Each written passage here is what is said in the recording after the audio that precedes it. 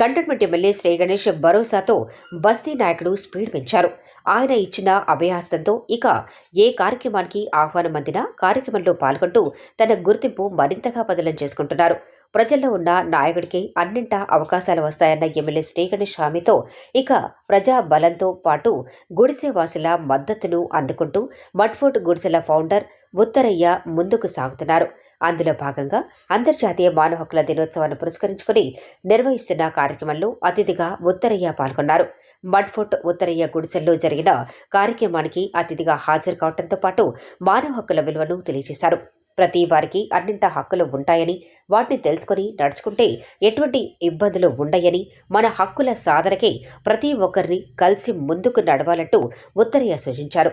కుల మత జాతి విచక్షత లేకుండా అందరూ సమానత్వంగా ఉండాలంటూ ఉత్తరయ్య సూచించారు. కార్యక్రమంలో ఆశ్రిత కన్వీనర్ పర్వతాలు దేవేందర్, లెర్నింగ్ సెంటర్ సిబ్బంది శివమ్మ, నగ్మతో పాటు బస్తీవాసులు పెద్ద ఎత్తున పాల్గొన్నారు.